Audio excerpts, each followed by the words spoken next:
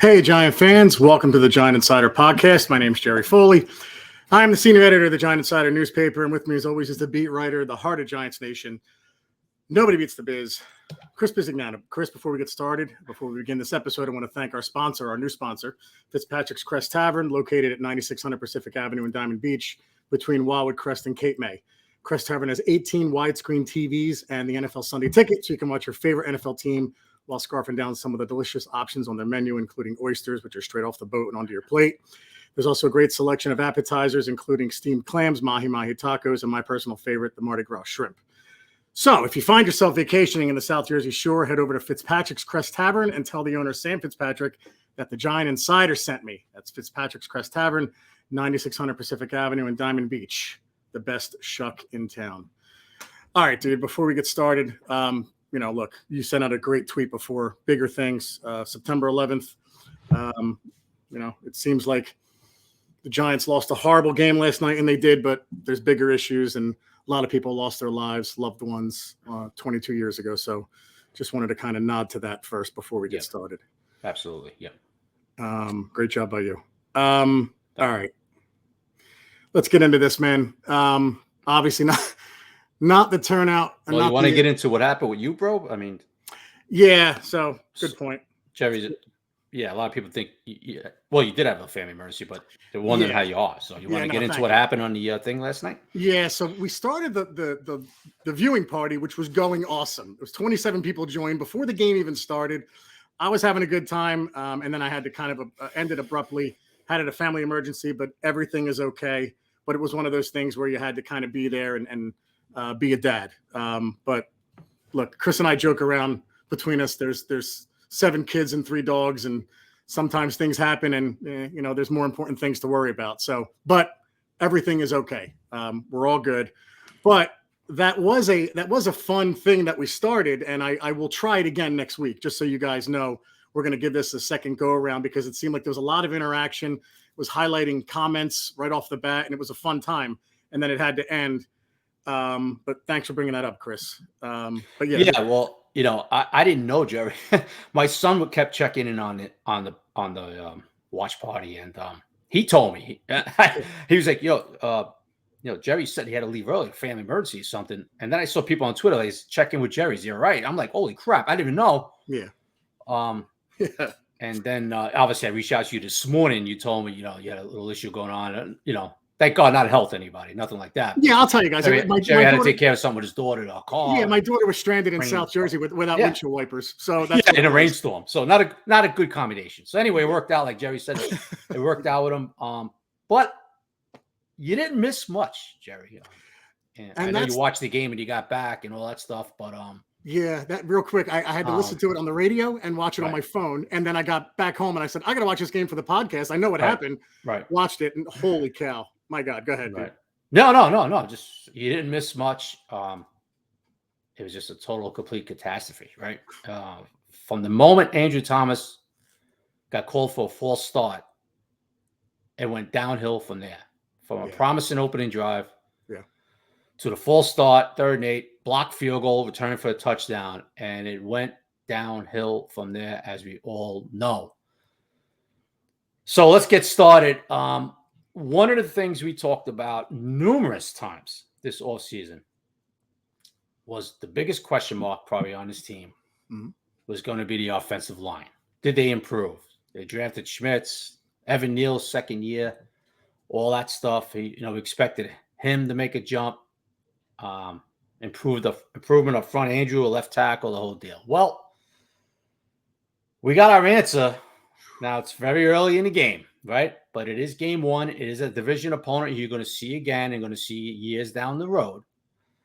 You're going to see a team called the Eagles down the road and a very good front 4 with the Washington Commanders down the road. So we got our answer last night, and it wasn't a good answer. It wasn't the one we were looking for.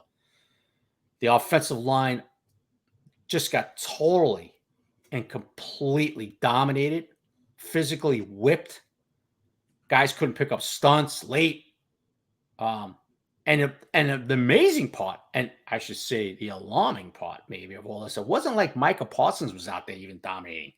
Right. It was the Dorrance Armstrongs, the Goldstons, Of course, DeMarcus Lawrence had to get his sack in on the Giants. We all know that.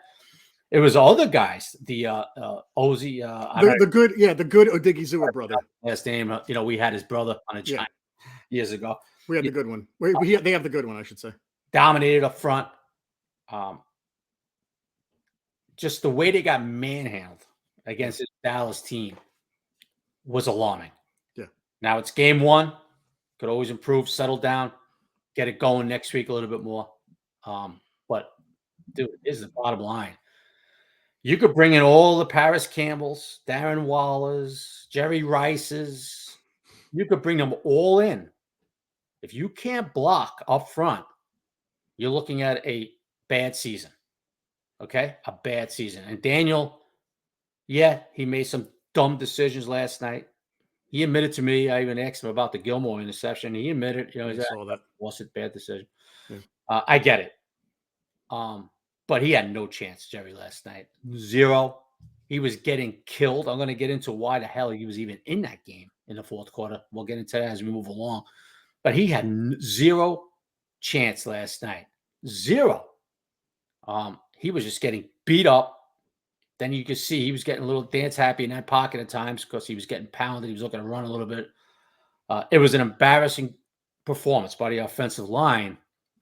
And if this doesn't improve real quick, and I'm going to tell you this now, don't think you got a cakewalk next week and all this crap. Arizona's a team that played really hard yesterday for their new coach. Should have won in Washington yesterday. Had 6 sacks. We'll get into that in our second podcast during the week, later on in the week, because we'll get into the preview. But it doesn't get any, Dallas is real good, don't get me wrong, but you have teams like the 49ers, Buffalo, the Jets down the road. The Jets send waves and waves of guys at you, And this offensive line, Jerry, they improve real quick, or this season is going to spiral out of control. Yeah, bro, go ahead. Yeah, I don't even know where to go. The biggest concern, obviously, was Neal and the guards. Right, we both said that. Well, will Neal improve? Will Neal improve? And the guard play, and the guards looked terrible last night. Evan Neal looked like it was no difference between him and Corey Cunningham. I don't know what's going on with Neal, if he hasn't developed. I have no idea. But it was a terrible performance. What got me, Chris, last night was that when one bad thing happened, it spiraled out of control and they couldn't stop the bleeding. Right. I mean, you had the false start, then you had the bad snap, then you had the block kick, then you had the It was just like, Can someone stop this? And that was what we saw under Judge, under Shermer. It was like the same thing happened. And I have no answer for it, Chris. I don't know. No one stepped up to make a play and stop it. And I'll be honest with you, man, like 16-0, guys making stops and celebrating. Like, I know that's the NFL now, but it's like, and sometimes these guys just feel pretty good about themselves. I know you're trying to get amped up, but man, like, I don't know. It all across the board, dude. It was an ugly game. We got away from the run right away. The first drive looked good. You watch that first drive and you're like, man, they're moving the ball well, but so many things reared their ugly head that we were worried about. And then you throw in, Darren Waller having a hamstring issue, the same one that's been bothering him last year. Like you said, if you have all these weapons and no O-line, it's not going to do anything. But then if you have a weapon that has the same injury over and over again, it's like, oh, here we go. This was our number one guy. I mean, it just couldn't get worse than last night, Chris. It was because of the expectations of this team. I'll argue it was the worst home loss in the history of the franchise. 40-0 Monday night. I always thought it was the 35-0. It reminded me a lot of the 35-0 in 95 when you come off a year 9-7, you're feeling pretty good. Dallas comes in, Emmitt Smith waves goodbye, 35-0. This was that game. This is what that felt like. Yeah, and No, I'm sorry. Like, where do you go from here? And you said, like you said, dude, Cardinals looked like an easy win next week when the schedule came out, and nothing's an easy win now. Nothing after seeing that, dude. That was an embarrassment, unfortunately. Yeah, it had that feeling in 95, and to me, even worse, Jerry. Yeah. I have to be honest with you, dude, even worse. Because that was the worst one. That 95 team, Dallas team, they won a couple of Super Bowls. They lost championship game the year before. They were expected to win it, go back. Yep. You know, and the Giants had a little bit of expectations, but I think this year, Jerry, you looked at it like, well, Dallas is not a Super Bowl team. They could go this year. I'm not saying they won't, but they're not coming off a championship loss, tough loss, not too Super Bowl. You know, and I think the feeling around the building and everywhere in Giants Nation was that, hey, we've closed this gap on these guys, right? We've closed this gap. Well, last night showed they didn't close the gap on the Cowboys. Matter of fact, it might have got a little wider. Okay.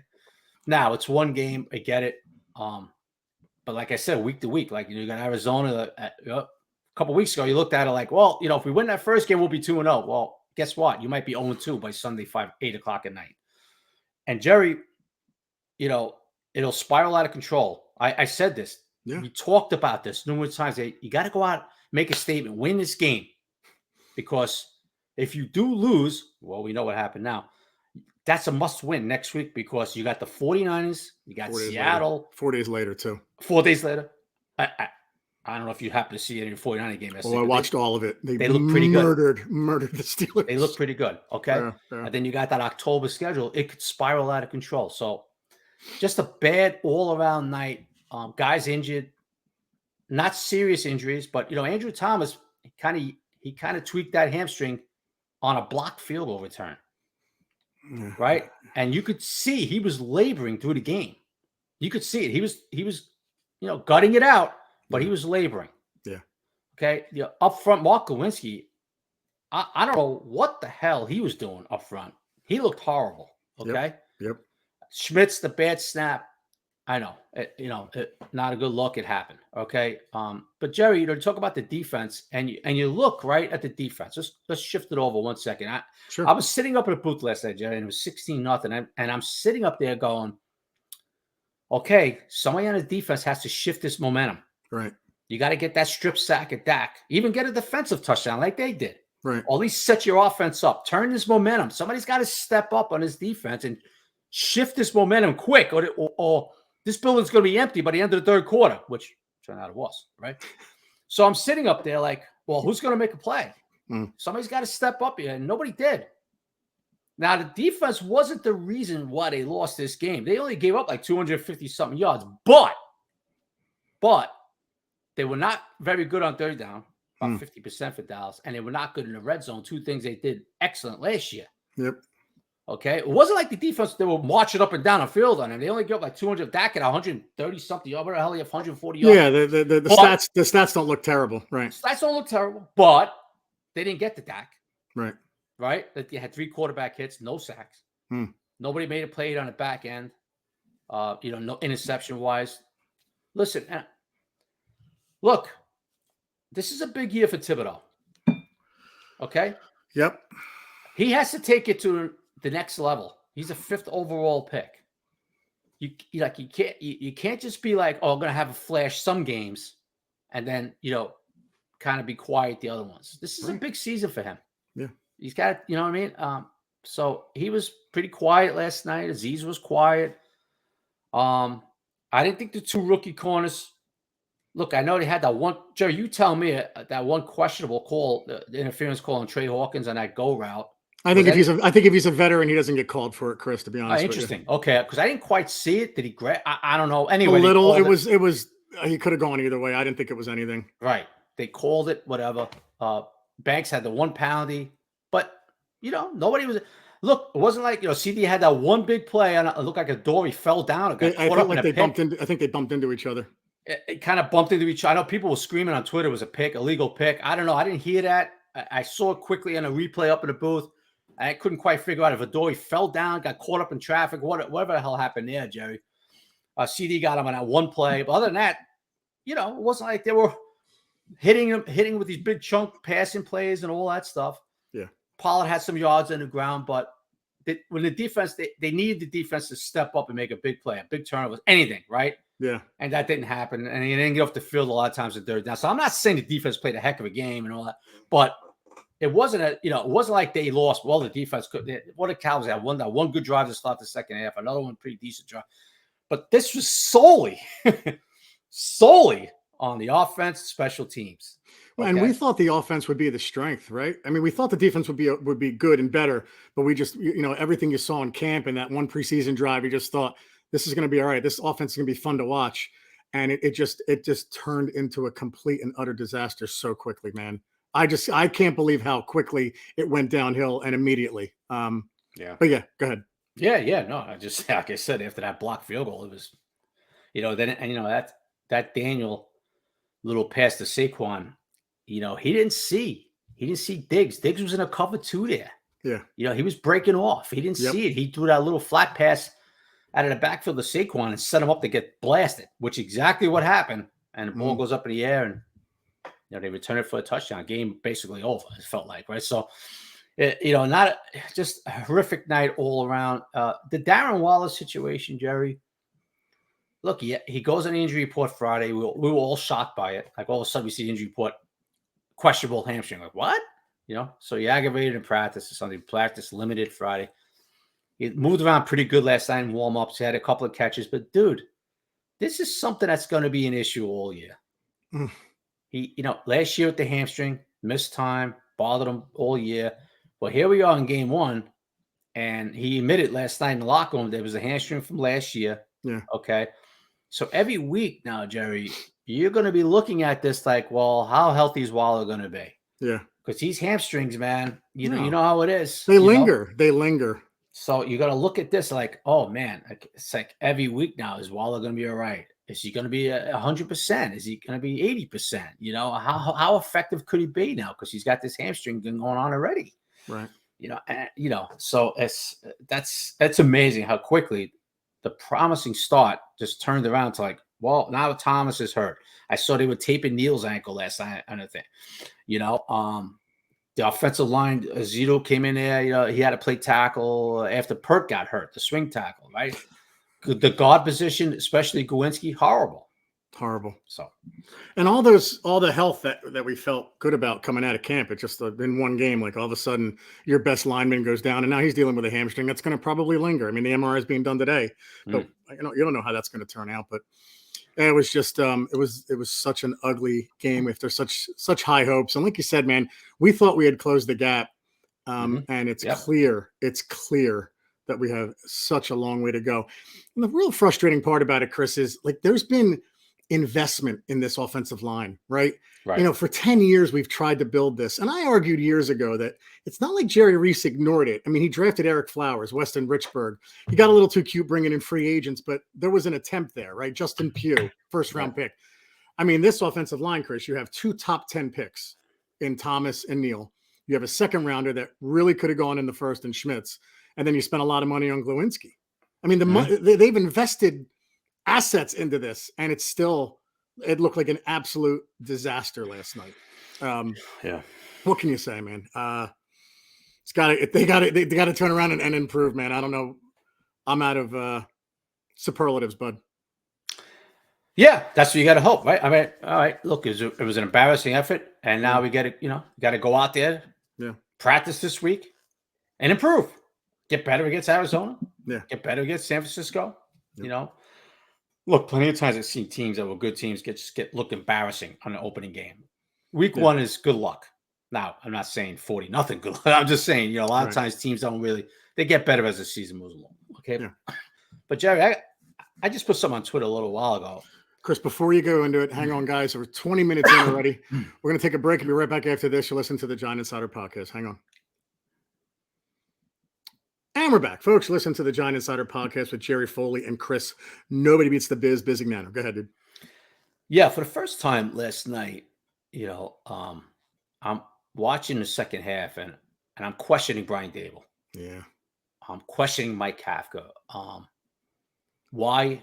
Well, I didn't quite get, Jerry, why when they were down, especially 33-0, and why they were out there letting Daniel get killed. And they were calling these zone read runs. And Daniel's taking shots a lot because, look, he's a competitor, man. He's not going to ask himself to come out, right? Even down 40-0, 33, he's trying to get extra yards. And he's taking shots along the sideline. Passing plays, he's getting killed. They had 12 quarterback hits. The Cowboys were not stopping. Okay. And it was like, what? We have 16 games left. What the hell is he doing out there? Jerry, if Daniel Jones, if he would have got hurt in that second half, when it was 33-0, 40-0, if he would have got hurt, Brian Dable would be getting filleted today, bro. Filleted. And Okay. I hate to say it, but rightly so. It was absurd that he was out there. I mean, it didn't make any sense. You were gaining nothing from this. This wasn't even a rookie where you said, well, he needs the experience. I mean, come on, it didn't make any sense. This is way different than putting Adoree Jackson as your punt returner to trying to get that game going. This was a 33-0 game and a 40-0 game, and you're running zone reads with Daniel Jones, dude. I didn't understand it. I saw someone ask him about it, and I didn't get it, man. Yeah, Dable was asked about it after the game, and he said, well, we're trying to get something going. You know what? Come on. There's a point where you have to say, no mas. Like you got to pull Roberto Duran. Just Roberto no Duran. mas. Nice. Throw it. Let your cut man. Let your manager in the corner of the ring throw the towel in, and say this. You know what? Yeah. Who gives a crap? It's 40-7. If you get if the Cowboys back off, which they started, believe it or not, and if you go down the field, get a touchdown, make it 47. Like, dude, you have 16 games left, and you're letting your quarterback get killed out there. $140 million quarterback, mind you. Okay. 160. What do you get? 160, Jerry? 160, I think. $160 million quarterback. Yeah. I'm sorry.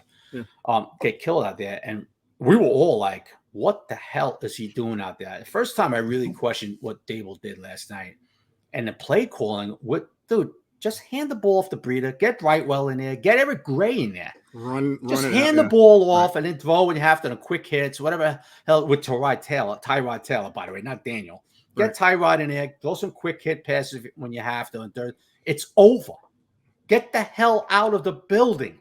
Right. Try to, get your second, third string, fourth. You had Eric Gray. You had 4 running backs. Okay. Get him in there. Hand off. or run the Wildcat. Do something. Anything. Not zone reads. Right. Okay.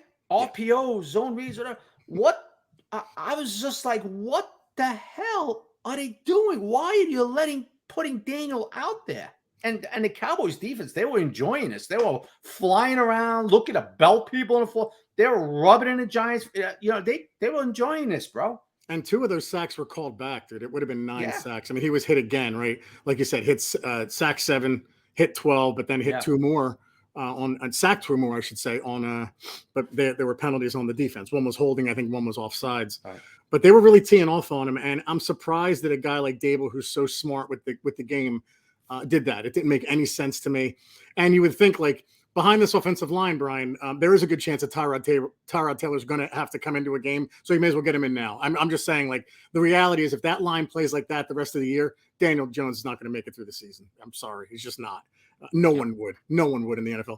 And look, Daniel Jones is not the quarterback that if he has no protection, he's just, no one can succeed that way, but he's not going to be able to do anything miraculous, right? Especially down 33-0. It makes no sense, dude. It made no sense at all. I was stunned that Dable had him in, especially with really, it's one thing for fans to chime in, Chris, but every media member too on Twitter is like, what's he doing? And I'm like, yeah, no, thank you. Everybody agreed. Jerry, we were all up in the booth. Yeah. And then we were all in the media, before Dable came out in the presser, we were all in the media room waiting for the presser. We were all like, what, why was Daniel in there? We just didn't quite get it. Look, he escaped that mistake, but that was dangerous. I was just like, dude, this is 16 games. If you lose Daniel, this season's done. Yes. Yeah. So anyway, that didn't happen, but I just didn't quite get what the hell. And then the calls in the fourth quarter when the game was long over, a lot of these zone reads and Daniel's take. One time he went to the sideline, Jerry, on a zone read, and 2 guys hit him out by the sideline, by the sticks, and they belted him. Yeah. I'm looking like this, Jerry. I'm like looking for the Bulls. He getting up, like he got krelled, I'm like, what for? It's not a 23-14 game. We're trying to move the sticks, get back in this game. It was done. Right.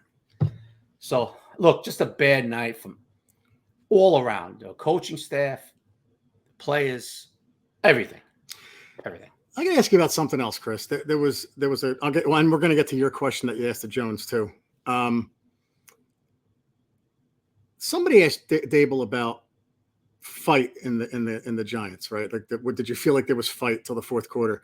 And Dable stared at the reporter like, "Don't ever question that," almost. And I gotta be honest with you, Chris. I don't think it was a bad question because I saw in the fourth quarter. Look, it's 33-0, 40-0.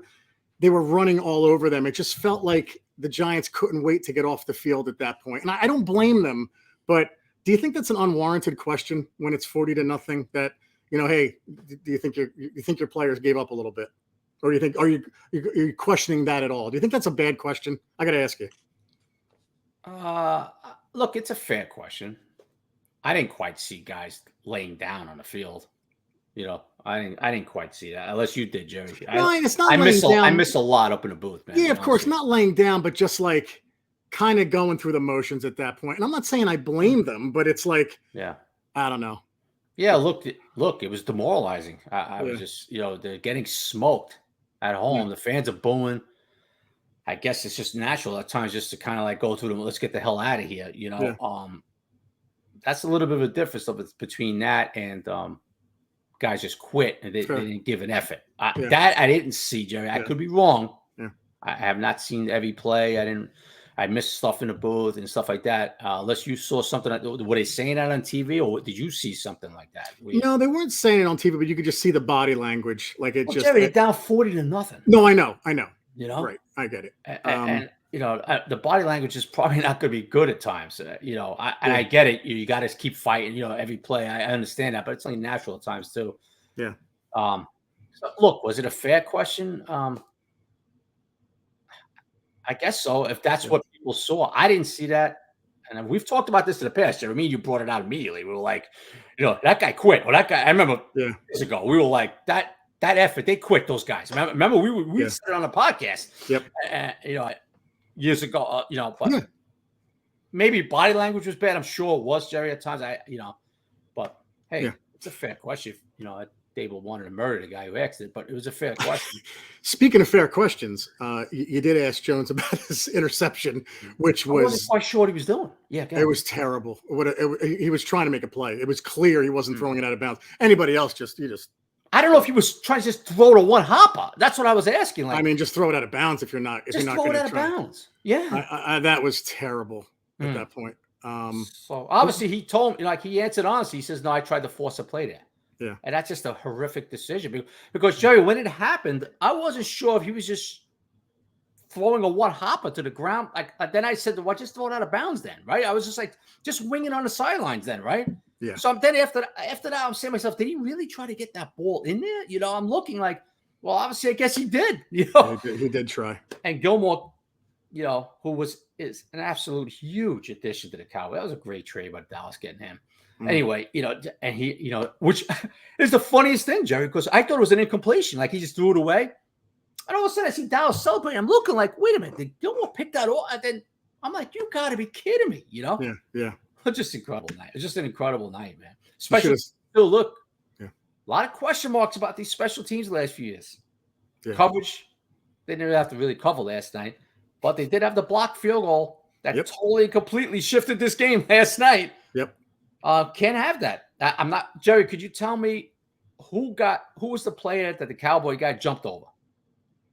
I don't know. I'm not sure. I got to look at it again. Yeah. I saw some reports on Twitter. It was a Zudo. But that's what people were saying, but I don't. I'm not sure on that. I'm asking you. I thought maybe you did see for sure. Yeah. Okay, whatever. Guy puts his head down, leaps over, boom, easy block. Of course, the way the night was going, beautiful bounce. Even on a positive last night, Isaiah Hodgins a little slant. Yeah. Right? And Diggs strips him from behind. Wow. It was just amazing last night what happened. Yeah. So disaster from start to finish. Yeah, I mean, I'm at a loss for words, man. It was such high hopes going in every facet of the game, offense, defense, special teams. I captured something before, and this really sums it up. Somebody put this on Twitter before. I gotta find this real quick. This stat is absolutely astounding. No team in the history of the NFL has ever, listen to this, lost 40-0 or worse, and lost the sack battle 7-0 or worse, or lost a turnover battle 3-0 or worse, and had a blocked field goal returned in a touchdown and threw a pick six in the same season. Wow. Giants did it in one game. The Athletic put that out, so kudos to the Athletic. Wow. And it says at Opta Stats, so I give them credit. Mm-hmm. That is absurd. I mean, like Wow. I said, man, you put all that together in one game. It was just nothing went right, and they couldn't stop the bleeding. What was Chris, I got to ask you, what was it like in the locker room? Was it anger? Was it depression? What was it? It was a look of like, what the hell just happened? A lot of guys, especially Leo Williams, Dex. It was just like a look like somebody gave him a serious gut punch. Like, what the hell was that? Like a suck, like, somebody sucker punches in a gut, and you just like look at the guy like, why'd you just sucker punch? It was like a lot of that look. Yeah. A lot of disgust. A lot of players saying, we're disgusted. It just seemed like disbelief, Jay. Like, what the hell just happened? Did we just lose that game for? It was like a lot of that. Like, it felt like, Yeah. A lot of they gave the standard answers, execution, all that stuff, but they got their butts kicked. And some of them did say, yeah, we got our butt, we got our butts whipped. Yeah. But it just seemed like a lot. Like, I was talking with Dex. I was over by Dex, and he just and Leo. And they just had a look like, wow, we can't believe that just happened. How the hell that just happened? I'm not laughing. It's just like, yeah, I mean, you get it. What it said, Mike Tyson, everybody has a plan to get punched in the mouth. Yeah. And to Andrew Thomas's credit, and to Evan Neal's credit, who was horrible last night. He was at his locker because most guys bailed the hell out of there quick. By the time I got there was a lot of guys gone, Wow. But Evan Neal, to his credit, he was at his locker, answering the questions, saying he's got to get better and all that stuff. But hey, look, here's the bottom line, Jerry. He's the number one pick. He's coming off a decent year last year. A lot of things he had to improve on last year. We know that, and it's kind of carried over so far into 2023. Yeah, now, there's a lot of ball left. This is just September. It's one game, but I'm just it's. I think Giant fans kind of feel like, well, this is getting alarming now. Yeah. And it's alarming because you didn't close the gap with Dallas, and you definitely didn't close it with Philly. And now Washington won. And look, I don't know what Sam Howell's going to be, but they have a hell of a front four as well. So you're going to have to face these front fours, these front sevens, all 5 more times this year, in addition to the 49ers, blah blah blah, and all these other teams that you got to play. So yeah, this line has to do something, has to improve. Right now, I got to ask you: Is the heat on McGahee and Bobby Johnson at all, do you think? I think it should be. Okay. I haven't heard the heat's on them. Yeah, I mean, but can you feel it? You know what? As we move along in the process, Jerry, I'll let you know. Because right now I haven't gotten that feeling. But it's not a good look last night. This special teams has been a little hasn't been very good at times. Coverage, like we said last year. Last night, a big play. It's on them. That's on them, right? Bobby Johnson, offensive line wise, look, it's going to be on him, man. If Evan Neal doesn't develop real fast into a better offensive tackle, well, you got to look at the play and you got to look the way he's being coached up. Yeah, because there was a time when Evan Neal was being rumored to be the number 1 pick by the Jaguars, right? This was a 1 or 2 tackle coming out with Aquanu, and he's regressing now. It's just, unfortunately, I'm not saying it's Bobby Johnson, but at some point they're going to look at coaching, and that's why I asked that question, because this kid was highly regarded coming out, and he's looking worse than he did last year, if that's possible. Yeah. He's going to have to develop real fast he's going to have to improve and get better real quick, Jerry. Yeah. I mean, there's a lot of ball left and all that, and but he's going to have to develop. He's going to have to get much better. That was one of the keys of the season for us, right? Evan Neal has to take it to another level in year 2. Yeah. Well, if this was any sample sizes, Yeah. We'll see.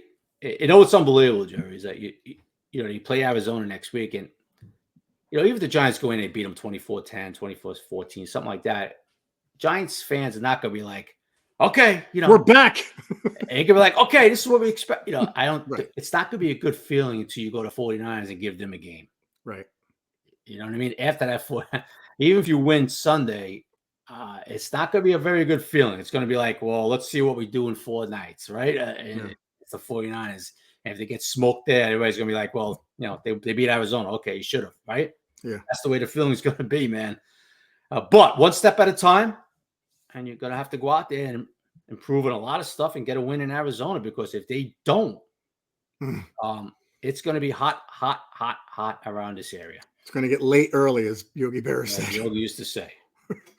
Yeah. Positives, Jerry. Let's look for a few positives. I guess Dexter Lawrence, a couple of quarterback hits. Yeah. Like I said, Hawkins and Banks didn't embarrass themselves. Yeah. I'm trying to think of some other positives. Gonna have to dig deep, buddy.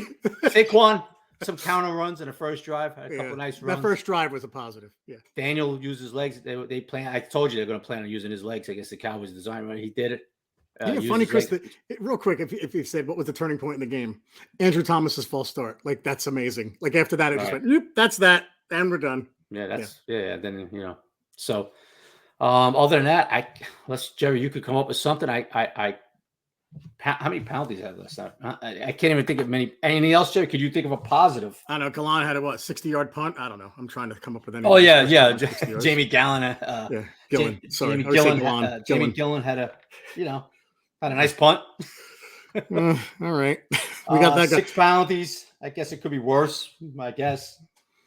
Other than that, I'm sorry, folks. Me and Jerry really can't come up with any. Unless, Jerry, you could pull something out of your hat that I don't know about. Bobby Okereke forced a fumble that was recovered by Dallas. I don't know. There you go. That's nothing. Yeah. Even that, right, Jerry? Okereke forces the fumble. Dallas recovers. Of course. It was like, oh, my God, this can't get any worse, Yeah. And it's not funny. I'm not laughing. No. It's like, it just can't get any worse. So unless you could think of something else, dude, I can't. No. I guess the one positive for me was that I drove out of the parking lot real fast. No traffic. There was absolutely nobody left. My positive was I didn't really see it till later when I knew what the outcome was. I mean, that's not true. I watched on my phone and listened to Papa. And one of the things Papa made me laugh at one point. He was, he wasn't criticizing, but he just said, again, they can't block them. Like, I was just like, oh my God, Bob Papa. Like, it was just the right side again from the right side. Like, he was on those ones that were called back. Papa was losing his mind as much as Papa's capable of losing his mind on those couple plays. Yeah. And so, I saw I saw Papa after the game. We were talking, and let's just say the right side of the line came up when me and Bob were talking after the game. He was almost as nuclear as he can get on the radio. Yeah, it was frustrating, to say the least. It was very frustrating. Jerry, when you see the same thing over and over, it's like, come on. I mean, the same thing. Guys getting pushed back. Even some of the throws Daniel got off. Like, offensive line was pushed back into his body, So, hey, that's, I guess, another positive, Jerry. It's week 1, 16 left. Go out there and improve. That's all. Look, folks, that's all I can tell you, man. That's all I can tell you right now. Let's get the improvement going. Get back to work and go to Arizona and San Francisco the next 10 days and see what happens. One more thing before the game started, I texted Chris and I knew he was at the game, and I just said, hey man, or on his way to the game. And I just said, hey man, Philly right now, what's going to hold them back, if anything, is coaching. And I just thought, wow, they won 25-20, but this feels good. Let's beat Dallas, let's beat Dallas and feel good about ourselves. And then disaster struck. But I just, dude, I feel for the Giant fan today. I do. I like, it was loud there when it started. They were all into it. Twitter was a buzz. You could feel it. Like, the national anthem, the whole flag, right, fireworks. It was an electric atmosphere. It really was. Oh, and a nice job by you with the no DJ slander shirt. That was big. Getting that to Darius. That was on. Everybody's feeling good about everything. It's like, and then that happened. It's just, I feel for the Giant fan today. That's all. So, but what are you gonna do? Yeah, I was reading Twitter last night. It was comical, not pretty, man. It was funny. I mean, Giant fans are creative. They're pretty creative. Yeah. So somebody said I even saw a couple of Ben McAdoo references last night. So somebody tweeted at us. Somebody tweeted at us leaving the stadium in the rain and said, "I feel like Jerry Foley the night of Daniel Jones draft." So Yeah, it was pouring there last night. Wow, it was That was pouring. all over New Jersey. Ridiculous. Yeah, it was ridiculous. I mean, I got so lucky, Jerry. It was like it was pouring after midnight. That I said, okay, I started wrapping up some stuff, and all of a sudden it just stopped. I said, oh, all right, at least I'm not going to get drenched going to my truck. It's only a good thing. Yeah. That and the empty lot was like the only damn good thing the whole damn night. So, real quick, when I was in South Jersey waiting on AAA, I had a Giants polo on. It was pouring rain. I was near outside at Wawa, and people passing me going, "You gave up already? You gave up already?" I'm just like, yeah. All right, guys, have a good night. Yeah. My God. Yeah. So No, people, I tell you, man, they were going to the exits in the third quarter. It was over. I know it was like, where I sit, like the other team's media is right to my left, Mhm. Yeah. And at one time I heard somebody from the Dallas media actually come on. He looked at the guy next to him. And he was like, and I heard him. I was like, I heard him go, I thought the Giants said they would improve this year. I thought this was supposed to be a better. I thought this was supposed to be he was like, I thought this was supposed to be Jerry, he really wasn't being a wise ass. No, I know, but it's so he was bad. just like, I thought the Giants were supposed to be a better team this year. Like it was like, I just sat there like, oh my God, like, oh my God. I think the part that he's being serious is even more embarrassing. Like it's just so painful. Yeah, it is. It wasn't being a wise guy. He was just like honestly saying like, I thought these guys were supposed to be much better this year. Like my God, they're horrible. But we'll see. They get him again later on, and this league is week to week league, and we'll see what happens. But that's last thing, what was the ratio Giant to Dallas? You think last night when the game started, 7-30? I would say 70-30. Yeah. And then when the Giants fans filed out, all you heard was the Dallas chants and 100-0. Yes. Then it was 100-0 in the fourth quarter. Yeah. Yeah. Yeah. Well, not a good combination being down 33-0 and it's pouring. No, that's not going to work. Yeah, you're only sitting.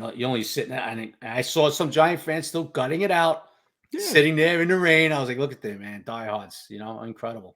So God bless them, man, because there was a lot of Giant fans still in that pouring rain, just sitting there like this. Yeah. Well, you know what I mean? Like, incredible, man. Yeah. The dedication. You guys deserve better, and hopefully we get it next week. Yeah, we'll see. What are you gonna do? Yeah, and we'll come back at you later this week with the the preview of the Cardinal game, the picks, and some of your questions. We might try and do now, not yet, but I was gonna say a live stream. It depends. It has to be a nighttime live stream, but we'll figure it out. But I will do a watch party again, guys. If you're up for it. It seemed like everybody was up for it. There's 27 people in before the game started. Comments all over the place. It was a fun time already. I'm surprised you're thinking about it again. It's Why? that superstitious part. Because the game never started, Chris. By the time I was done. Oh, is that where you're going? Yes. Okay. I was done at the. I thought you'd be like, well, this was a disaster. They lost 40-0. I'm done with this. Right when the national, I waited for the national anthem. I wanted to be respectful. The national anthem ended, and then I said, guys, I got to go. Family emergency. Sorry. So I don't count it. It's just like it didn't happen. Maybe they lost because I couldn't do the live stream. Who the hell knows? There you go. There's positive thinking right there.